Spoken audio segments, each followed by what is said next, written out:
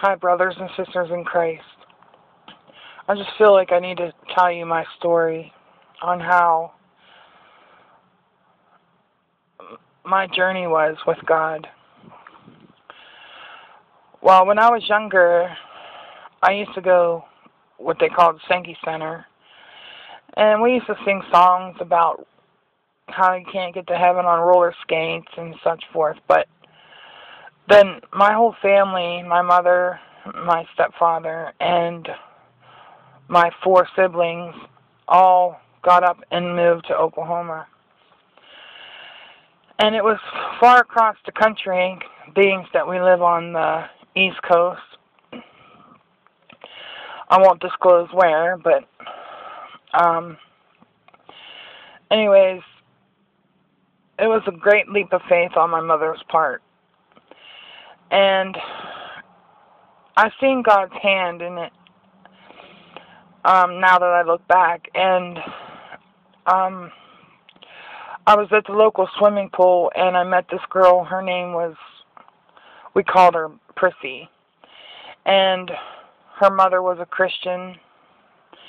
And her mother invited me to church. And we went to this church, and it looked like a lighthouse church. It was in Eufaula, Oklahoma. And it was by the lake. And I just distinctively remember. And I was at the age of 12. And I'm now 44.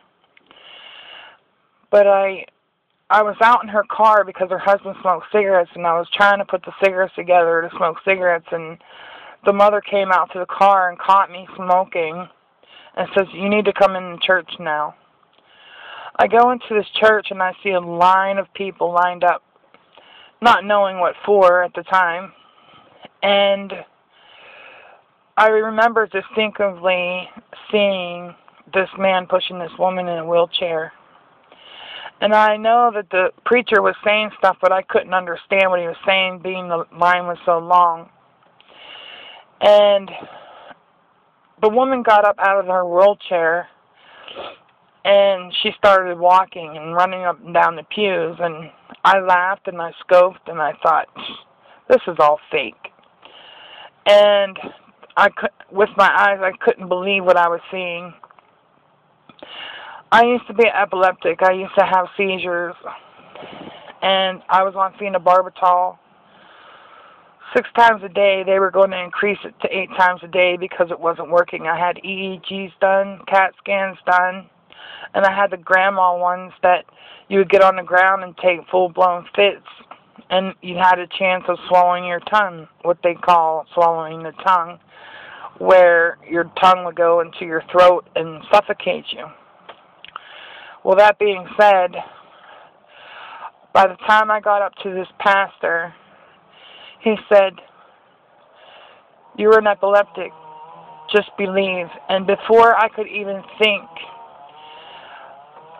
my jaw just hit the floor. Like, how did he? I knew that. How did he even know that?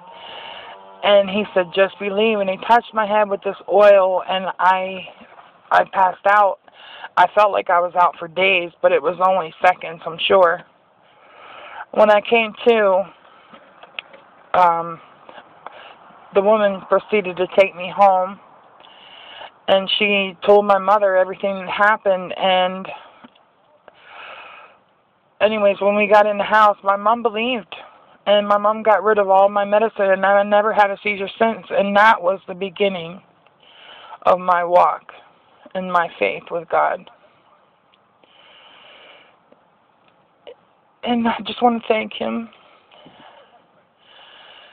Then life journeyed, of course, and we moved back to the East Coast, and I fell away from God for quite some time. I'd do my own things, get into drugs, alcohol, popping pills, having children out of wedlock. Then I started seeking the Lord again. He started having a calling upon my life again. And I never forgot what He did for me. So, in all honesty, I was seeking Him with everything I had in me. Going to church, getting involved in the church, reading the Bible every single night. I would stay up nights and nights upon nights just reading the Bible because I didn't have much time during the day with having 5 children at home. And anyways, I just got tired and weary of it all. I was going through a bad marriage, and I asked God, I said, God, you said in your word, if I seek, I will find. If I knock, the door will be open. And I meant it with all my heart. I was crying out to God. And I just needed something from Him, something to have me hold on to Him. And all I heard in all of my crying out, as I'm crying out to Him, He's like, hello, is it me you're looking for? And at first, I didn't realize it was His voice. I wasn't familiar with His voice. But it was just like, I turned the radio on and it was in my ear. And then I stopped crying because I was crying so hard. And I stopped crying and I heard it again. It says, hello, is it me you're looking for? And He says, well, I wonder where you are and I wonder what you do. Are you somewhere feeling lonely or is someone loving you?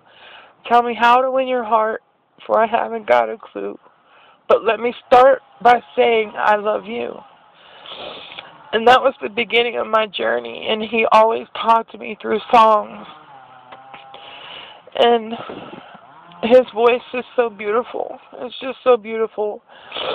And He talks to people in different ways. Some people get nudging and just a knowing and whatnot. And I was still doing my own thing. I still was smoking the marijuana. I was still popping the pills. I was still doing what I wanted to do, but I still wanted God. I was still hungry for God. And then my sin. And that's the first part that I wanted to share with you guys, to let you know that no matter what sin that you do, that God still loves you, and He loves you enough in your sin. There's nothing that can hinder Him from you. He just wants you in a better state. He wants you to be free of those sins. He wants to take you out of them. He wants to love on you. He wants to nurture you. He wants to be your father. He wants to be your best friend. He wants to be everything. And He is my everything. I have nothing without Him. I can't talk to people about Him. It seems like no one's interested.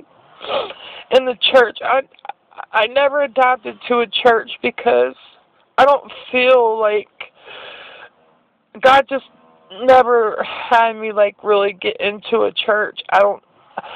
I used to never know why, but I'll leave that for a future testimony that I have. But I just wanted to let you know a little bit more about me and what God's done for me, and that you never committed too much sin. That you could just submit your life to Him. That He forgives you. He loves you. Jesus is coming soon. Don't be proudful. Don't think you could do it on your own, because you can't.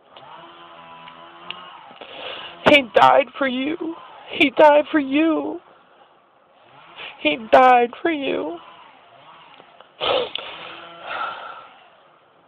So you can live. So I can live. He loves you.